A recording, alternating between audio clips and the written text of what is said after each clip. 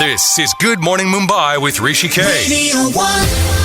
My brother Rajkummar Rao is here. Hello. Hi Hrishikesh, how are you? Very well. What a year you've had, man. And I'm so happy, so proud of you. The fact that Trapped, Bareli Ki Barfi, Newton have all been recognized at award ceremonies. And I mean not just Critics' Choice Awards, but mainstream awards. Yeah. It's lovely, isn't it? And I'm so happy you dedicated it to your mother. Yeah. Yeah, of course. I am because of her. I think everything what that's happening around me, I think it's all her blessings. But thank you so much. I think 2017 was a very interesting and an exciting year for me as per my, as long as my career is concerned. Like as you said, Newton, Trapped, Bareli, all very different films and very different genres and different characters. And that's what I want every year to be like, people can offer me different parts to play. And that, I think that's what's the fun of being an actor. And now you see the pressure has come on in terms of the fact that, you're an actor, you'll always be an actor, but you become a bona fide star. You become a mainstream bona fide star. My relationship with you thankfully is not changed. Is the intimate relationship, the intimate relationship between a journalist and a star, year after year upon year. But do you find people turning around and saying, "Arey, wo waisa tha, but aisa ho gaya hai"? And obviously you don't do it on purpose. There are more demands on your time. Yeah. There's more pressure. There's more media speculation. They want more out of you. Everybody. Yeah. Are you finding that a little bit? And how are you tackling that? How are you tackling the pressure of being a tackling the pressure of an actor is second skin to you. You can do that waking up. Yeah. How are you tackling the pressure of being a mainstream bona fide star? But trust me, I only love tackling that pressure of being an actor, of cracking a character, of decoding how I'm going to perform on a film set. But otherwise, no, I can't take any pressure. And for me, if you ask people around me who've known me since I was looking for work in Mumbai till now, nothing has changed about me. And I don't want to change anything. I didn't want to be an actor because I wanted to change myself. What's the point? That there's no criteria. Of course, I'm way more busy than what I was like 2 years back. But that's the only thing that has changed. Apart from that, and like probably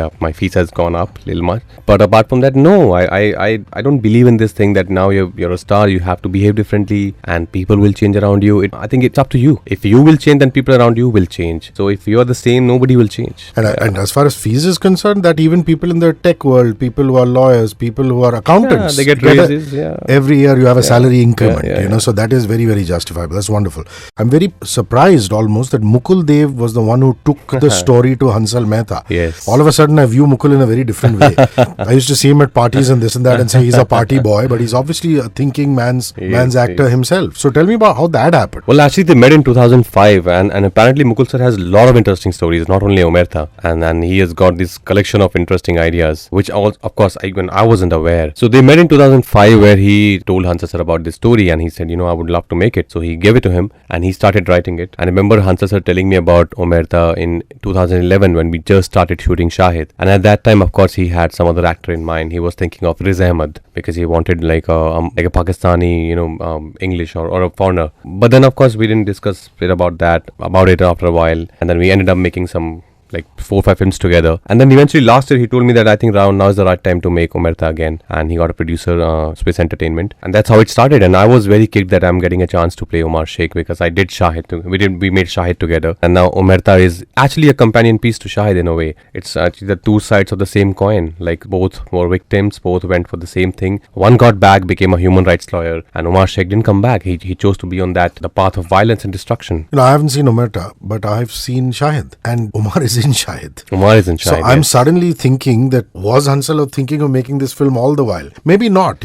Sometimes what happens is you have a scene or two in a particular film and that develops and becomes a story idea. Is that the way it did? Or even at that time, was he thinking of an Omar story? I think at that time, yes. Omar was on his mind. As I said, 2005 it all started and he's been trying to make this film for last 12 years. And it started when we were shooting that jail sequence when Omar Sheikh is there in jail with Shahid. It was there in his mind. Actually, we also contemplated on an idea that what if in Omerta we keep Shahid with Omar in one of those jail sequences, which I thought would be very interesting if I can play Shahid and then also be as Omar Sheikh in front of him. But of course the physical appearance would have been different. I had to get rid of my beard, which was a tough task, so we didn't end up doing that. But we actually thought of this idea. It would have been very interesting. People around you, obviously, when you go through so much when you're making a movie, people around you obviously are also hit by it. Family, Patralekha, close friends. Did they just leave you alone during the making of Omerta? Yeah, when you do a character like Omar Sheikh, you have to be, in your own space. You can't really interact and party and roam around with friends. It's a very dark world, which I didn't realize when I was just getting into it. The more I started reading about these people and these organizations, and the more I was watching documentaries, and I realized these guys are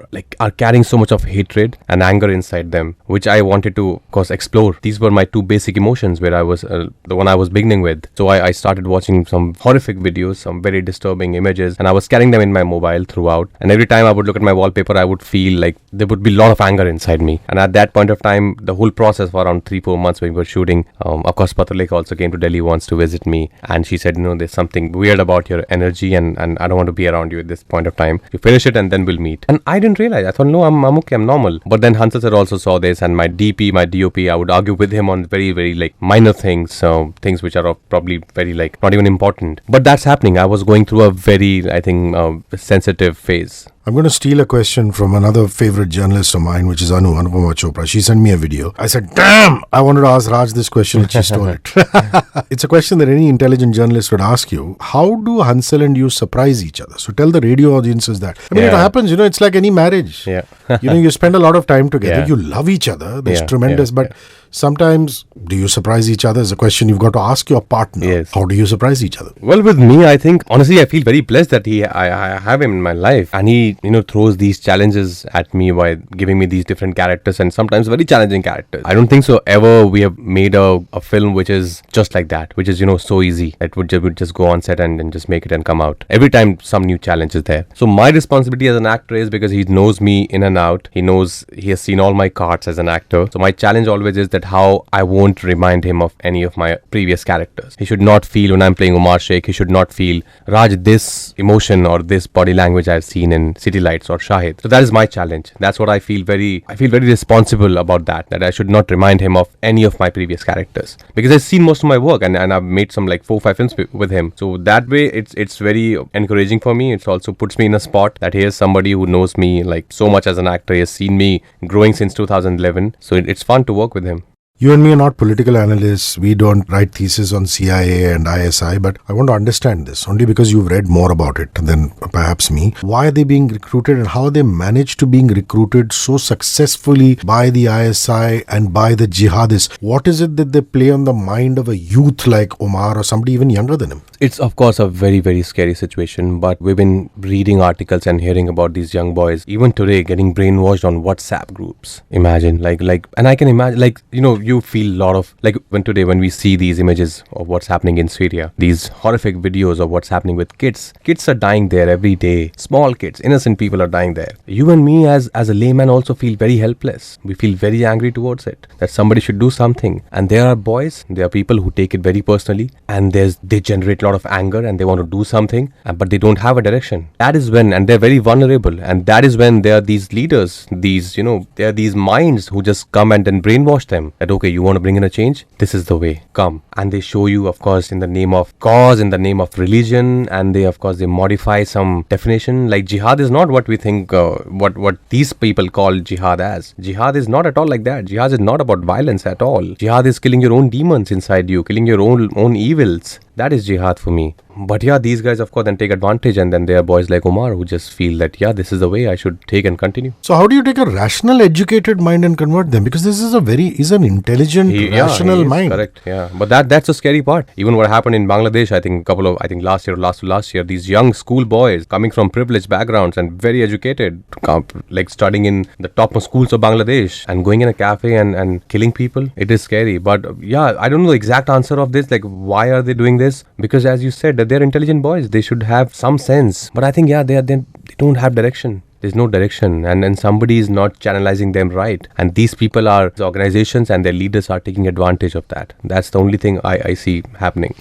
I know that you went to the UK and spent a little bit of time there. Yeah. British are a particular breed. Yeah. Some of them I find quite amazing because they watch English Premier League football and they're screaming at Liverpool matches and Manchester United matches. And then, they're still connected to Indian culture or Pakistani culture. They're doing the namaz 5 times a day. Yeah. And, they're an ideal mix. So what did you think of the British Asian that you were studying, as part of English culture? Yeah, they of course, they feel very proud of their roots. They want to keep that culture intact from where they come from. from, especially, the older generation. My generation still feels very like British, and they're like, no, we don't watch Hindi films, and but you've seen a couple of them. Yeah, probably you've seen Shahid. They see very, very selective films, or probably just a blockbuster they watch. But once they know that from India, of course that connect will always be there, because that's the culture they've been growing up in. When I was talking to a couple of like young Asians there, be it Pakistani, Bangladeshi, or Indian, first of all, they can't say who's from where, because we all look the same. Eventually, like all our South Asians, like especially India, Pakistan, Bangladesh, will look the same. You can say I'm from India or Pakistan, doesn't matter. So that's the beautiful thing which I thought, and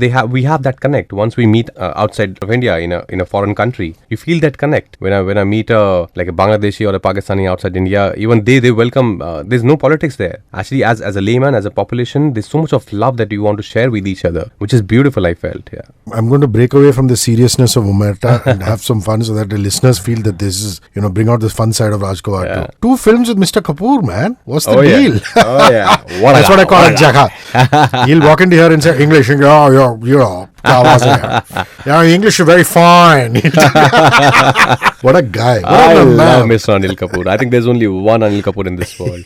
But I feel so happy that he loves me immensely, and I can feel that and sense that love, and it's a mutual feeling. I've been learning so much from him. He is the kind of energy that guy has at this age, and he's the youngest. I think he's way younger than you and me are. The way he functions, the way he operates, and he's very dedicated. That's another thing. He is so hungry as an actor. He is so hungry. He would keep till the time he feels satisfied. He would keep giving takes. He won't feel comfortable by an okay take. He wants it to be the best take. Abhinay was here a couple of days ago. Abhinay Dio, because he's done Blackmail. Correct. And he directed 24. And he said Mr. Kapoor is like, it's almost as though he's doing his first film. Yeah, in front of his director, saying, aise karte? Should we do it this way? So the second one is Fanne Khan. The other one is what? It's called Ek Ladki Ko Dekha To. It's been produced by Vidhi Vinod Chopra Productions and Rajkummar Rao Films and Fox. It's been directed by Shelly Chopra, and there's like me. Shelly related to Vidhu? Yes, she's his sister. Yeah, there's me, Sonam Kapoor, and Anil sir. Have you started filming for that already? We have almost done actually. And in between, he came to see you in the hospital also. When he's very sweet. That's what I'm saying. I feel very lucky that I have him in my life. I found a really close, like a friend or a mentor or a colleague, you can say. Yes, super. Let's talk a little bit about Omar in real life, in terms of the fact that I know that he was part of the Daniel Pearl beheading. Yes. But before that, what is the thing about him being released by the Indian government? What does history say? That's Kandahar hijack. Remember that happened? Yeah, the Afghanistan hijack. Yeah, correct. So what really happened? And how was he released? Just a little bit about that. So the IC-814 hijack that happened, I think the flight started from Kathmandu, if I'm not wrong. And it was coming here to our country. But then, of course, they hijacked it and they took it to Kandahar. And they asked for these, I'm not sure, 3 or 4 militants. One was Hafiz Saeed, who's still in Pakistan, and one was Omar Sheikh, and there was another guy, in exchange of like all those around 234 passengers. Sorry, my number can be wrong. Numbers can be wrong. But yeah, that's where he got exchanged. And then he went to Pakistan from there. And then he's been living in Pakistan for a long time. He also went to Afghanistan, the report says. And then Daniel Pearl thing happened. Daniel Pearl got kidnapped in around 2002-03. And then he was the one who was the mastermind. They found out, and then he got killed, and then video went viral, which is horrific, very disturbing video. And the thing is that Shahid is no more, but Omar is alive. So that itself is a very surreal that's Kali Yuga, yeah. Yeah, it's very, very, it's quite surreal. So how did you recreate stuff like the Daniel Pearl killing, man? It couldn't have been easy, yeah? Oh yeah, it was very scary. And with Sir is when we make films, it's a very organic process. There would be most of the times when he won't say cut. He would just let me be and do my things in front of the camera. So even almost the pre-climax scene is his interaction with Daniel Pearl, Omar's interaction. And the scene was scene was till one point, but then he didn't say cut. And by the time I was so much into my monstrous avatar that I kept on doing things. And Anuj, our DP, he kept rolling till the point it became so gruesome. And I remember after cut, everybody was quiet. And our DOP also, Anuj, was also like shaken. He's like, and because he was just there, he was just shooting it from there. And then, of course, later on, we started shooting it from different angles because we found, as we say in film terms, gold. He found something magical in that moment. Very disturbing, but something very important, something which has happened. I saw it again on the monitor. And for the first time, I was not seeing myself on screen. I could not see it. I got goosebumps seeing that scene, though it's my own scene. I should not say it, but I was not seeing it as Raj. I was seeing it as somebody actually has done this to someone. And Ansal always uses sound to convey very strategic things. Yes. And he must have used a lot of sound through the film to convey various aspects. I've not seen the film, but yet, yeah? He has. I think we've been using the same sound designer, Mandar Kulkarni, for all our films together. Lovely guy. He's created magic at like very difficult locations, and we all do sync sounds. Always. So I think he has created some like really magical sound for a couple of our scenes together. And I believe a Kasai was actually bought in, a butcher was actually bought in for one of those stories. songs. Yeah. Yeah, he's done that. Luckily, I'm glad I was not there. I'm a vegetarian. It would have been very tough for me. Yeah. So this was to stimulate, one of the killing scenes. To recreate, one of those killing scenes. That sound, you guys, amazing. My God. You're doing a movie with Demi Moore and Bo Derek? Are you part of the cast? I'm part of the same cast, but I'm not sharing screen space with them. But this is quite cool. So how are you part of the? How are you part of the same? There's this film called Love Sonia. It's quite a lovely film. Actually, very heart touching. The subject is about sex trafficking and child trafficking. I don't know if I'm supposed to say it, but okay. I don't know. Just Google it. If it's there, we'll use it. And then so this guy Tabrez Noorani is a wonderful guy. He called me one day that he wants me to be a part of this film, and I thought the story is very important to be told. And it's like I'm not playing the lead part.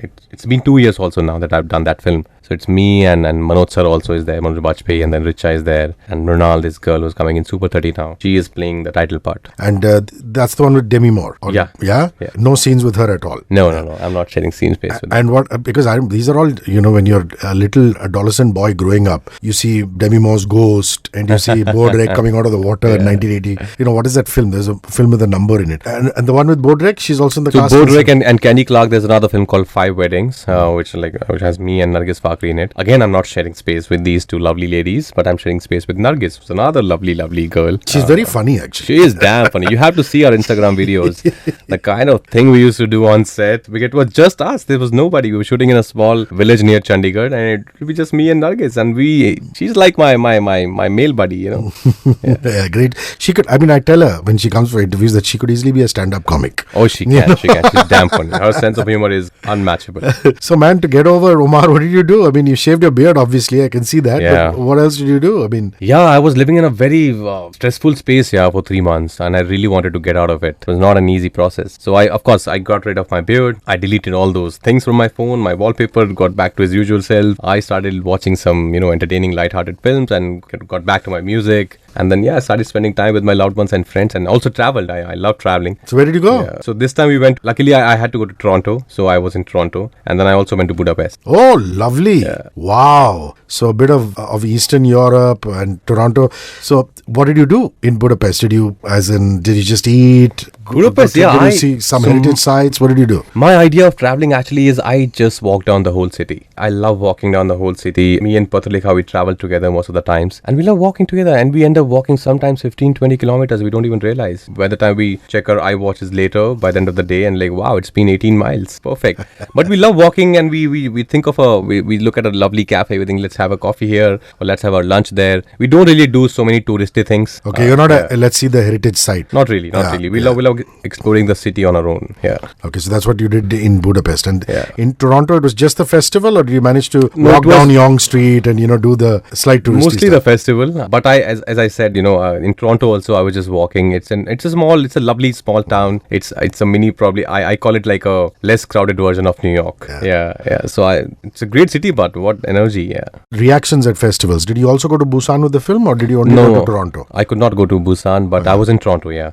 But great feedback. Yeah. We didn't expect the kind of feedback we got. It's overwhelming, the kind of reviews we got from Hollywood Reporter and Variety, esteemed magazines for film reviews. But we were very happy, we were very thrilled, and after the film, also the first screening, the world premiere, people were moved, people were thinking, people were angry, disturbed, but they were engaged because the format is such. It's a very fast-paced thriller. It's not like the way Sir kept it from the day one. He was very sure that he wants to make it in a thriller, in a very thriller format. So that way, I think it's very engaging. It's fast paced, and there were so many like questions people wanted to ask in those Q&A rounds every time. That's lovely, isn't it? When you open it out to questions. Oh yeah, it's lovely. And international audience, very well educated cinema audience. So they had so many questions that eventually we had to really cut down the Q&A session. But it was fun. So your beard was already off by then. My beard was off. Did a few guys turn around to you later saying, "My God, I couldn't recognize you"? yeah, of course, that happened.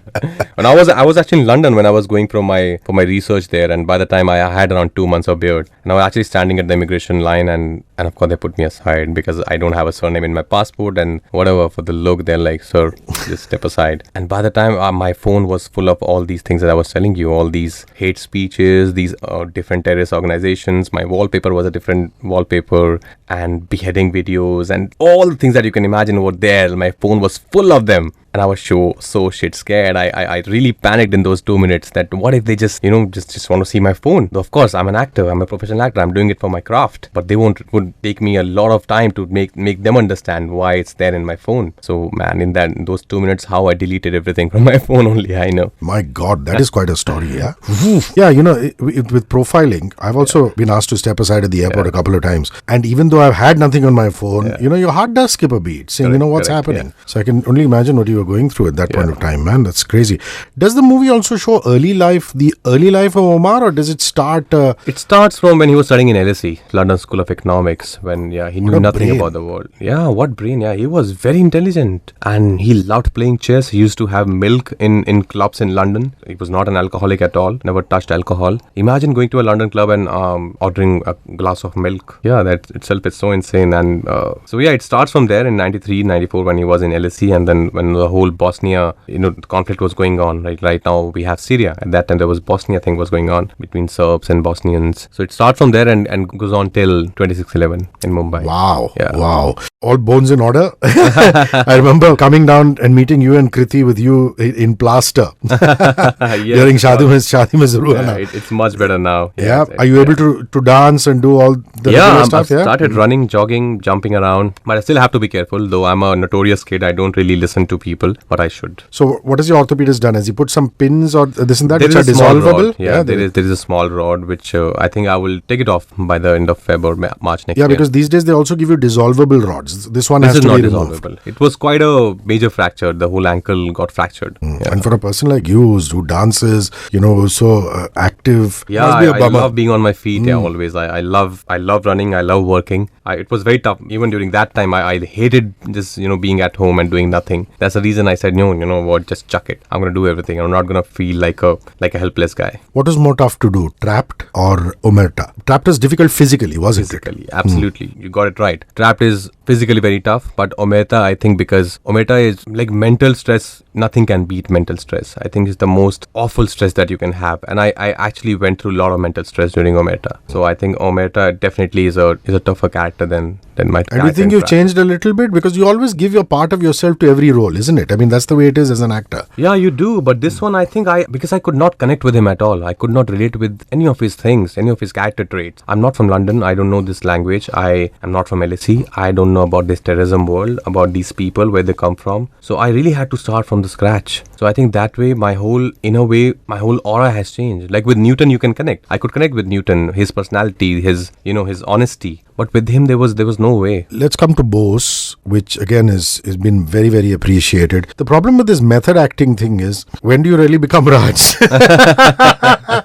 Because for Bose, you lose the hair, you start smoking, Are you able to come back at 8:39 at night or whatever time you come back and just be Raj for those few hours before you go back, It is, I think, on a subconscious level, of course, you're still in that mental state, you're still living in that era. And with me also, I get in that space completely. When I was shooting for Bose, I would listen to only like Robin the Songi, then I would listen to all patriotic songs, would play in my trailer all around me. Pictures of Bose all around me would be there. So I love and being in that space when I'm shooting especially for a character, like, real life character. But yeah, you tend to come out of it also. It's not like you're 24/7, you're just living that. That's something which I would love to do. I would love to do what Daniel Day-Lewis he does with his characters. But right now, when you come back, of course, you also have dinner with your your crew, your team, and you discuss about other things also happening in the world. So what are your interests other than acting? Yeah, I keep a check on what's happening around me, what's happening in the world. So I do go back to my news apps in my phone. I want to know what's happening all around the world. And then it's mostly with Hansel sir, because Bose also, he was involved. He was a creative producer. Now that I'm shooting for Stree, for example, like it's a fun film. It's a desi horror comedy, me and Shraddha, and we're shooting in a really small town called Chanderi in Madhya Pradesh. And there's nothing much available there. They're not really great. There are no great hotels there. Very basic thing, but we are having so much fun because we go back to the hotel and we don't even enter a room. We make plans. Okay, so meeting in 10 minutes, and there's a lovely terrace there. So when it was winters there, we would have our bonfire and all of us would sit, have a dinner together and chit chat about everything in life. It's so much fun when you have a great team on set. Yeah, and Shraddha is so delightful, isn't she? Shraddha is amazing. Yeah, she's a bit of a Marathi Manus and a bit of a Punjabi, which is always exciting. From Mr. Kapoor's side and from her mom's side. So. She's amazing. Yes, lovely. So I'm glad you're having fun. So because obviously you can't. I know that your passion is traveling, but what do you do when you're stuck in places and you have to film? You have to unwind in other ways. So I'm glad you're finding those small ways to kind of unwind and do stuff, which is really, really amazing. So amongst all the ones that are coming up, which is the one you're most excited by? Would it be Fanne Khan, or are you just excited by the whole? Can't be biased because they're all coming together. But I'm excited actually for like everything. But I'm about to start shooting for Mental Ekya with Kannan. And it's quite a crazy script. It's quite a wacko character that I'm playing in that. Even Kangana's character. I like the poster. It's quite wacko. It is quite wacko. Even Stree for that matter. Because of the genre, I think it's something which is very unique. We've not really experienced anything like Stree before this. So I'm very excited for Stree, and it's a hardcore desi horror comedy, and we're being really true to the genre. We're not creating any gimmicks. So I'm very excited for that also. But for like different reasons, like Ek Ladki Ko Dekha Toh is a very special story. Like I can't tell you about the story, but it's a very special story, and like the way Shelly ma'am is making she's making it with a lot of love. And Fanne Khan, of course, Anil sir, Ash, so much fun. We're done with Fanne Khan now, so Fanne Khan would be releasing first, of course, after Omerta. Are you very difficult to sign in terms of, do you read the script, the full bound script? I do. Do you take a narration? What is your process? I know, I hate narrations. I feel very restless in narrations because if it's not going the way you would imagine it to be, then it's still have to be there for next 2 hours. It can be painful. So I prefer reading it. Sometimes I read it twice, but I do take my own decisions and it's not tough. It's a very impulsive decision, whether you like it or you don't like it. So it's not tough. So the number of films you've signed is because you've liked those number of ones. Oh yes. Wow, each one of them. You've actually read every bound script. Oh yes. That is amazing. Not even a single one said yes at narration. No. Whoa.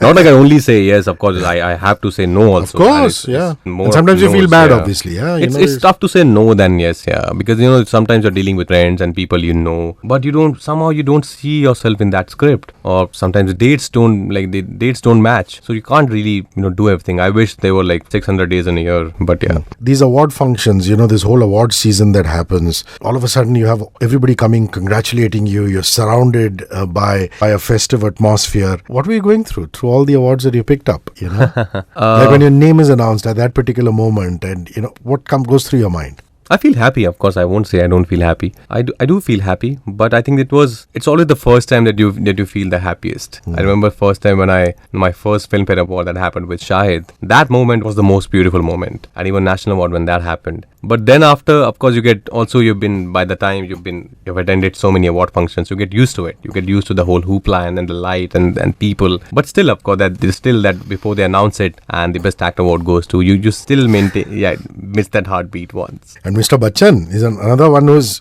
become a fan of yours, of your work. That must be amazing when you tell people at home, when you tell friends and family that this is what Mr. Bachchan says about you. They must be flipping out. No, I'm very, very grateful to him. He's very kind. We all know him. That we know him for his kindness, and he's always done this. Whenever he likes somebody and he likes their work, he always sends them like handwritten notes, which is very special. Have you got it? What is it called? Framed, yes. Laminated. Yeah, I have. Yes, lovely. Yes. Oh, amazing. Do Hansel and you talk about anything but films? We do. What are dinner conversations between Hansel and Rajkummar? Hansel sir has all the stories of the film industry. He's been here for ages now. He knows everybody inside out. So there would be sessions where we would be just sitting and he would be telling us all the stories, all the juicy stories. Yeah, we do have a lot of fun actually on set. So we end up making these intense, hard-hitting films films, but we also have a lot of fun on set. Good. I'm so happy. Raj, I was here when your first film was here, and Yeah, I'm man. here. I hope I'm here for your 100th film. Thank you so much for rolling Thank you, by. Hrishikesh. Always a pleasure, man. Thank you. Omerta, guys, Rajkummar Rao, Hansal Mehta, back for the attack. Thank you. Cheers. Thank you, Hrishikesh.